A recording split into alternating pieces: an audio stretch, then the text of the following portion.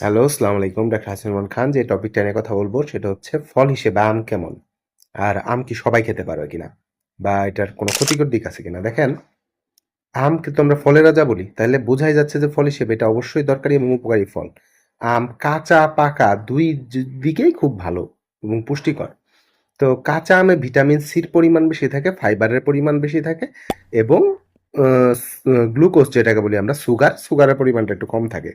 তো যারা ওজন কমাতে চান তারা কিন্তু কাঁচা আম খেতে পারেন। গরমের সময় কাঁচা আম যদি আপনি জুস করে খান আপনার ডিহাইড্রেশন প্রিভেন্ট হবে।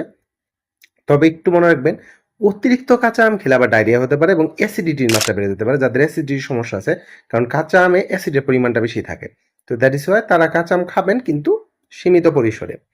তো এখন চলে আসি হচ্ছে পাকা আম। পাকা আম সবাই খেতে পারেন।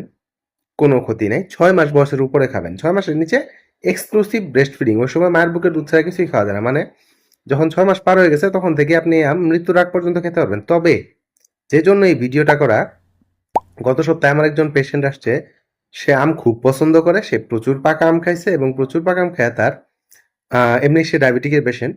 তার ডায়াবেটিসের যে আরবিএস মানে হলো র‍্যান্ডম ব্লাড সুগার সেটা আসছে হচ্ছে ২৫। এইটা তো করা যাবে না। পাকা আমে সুগারের পরিমাণ প্রচুর। তাই যদি আপনি ডায়াবেটিক পেশেন্ট হন, সেই ক্ষেত্রে আপনার একটু সুগারটা কন্ট্রোলের জন্য আপনি সারাদিনে হয়তোবা অর্ধেক পাকা আম খেলেন এবং সেটা ডায়েট চার্ট মেইনটেইন করে অন্যান্য তখন আপনার সুগারের সোর্স কমায় ফেলতে হবে। আপনি যদি তা না করেন, আপনি ২টা ৩টা করে আম খাচ্ছেন, আম দিয়ে দুধ দিয়ে খাচ্ছেন, সেই ক্ষেত্রে এই এত পুষ্টিকর একটা জিনিস আপনার জন্য ক্ষতিকর হয়ে যাবে।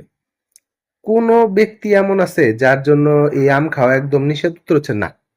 কেউ এমন নাই যার জন্য আম খাওয়া নিষেধ। গর্ভবতী সেও খেতে পারবে, ডায়াবেটিক পেশেন্টও খেতে পারবে। শুধু তার ক্ষেত্রে একটাই নিষেধাজ্ঞা, সেটা হচ্ছে একদম অতিমাত্রায় বেশি খাওয়া যাবে না।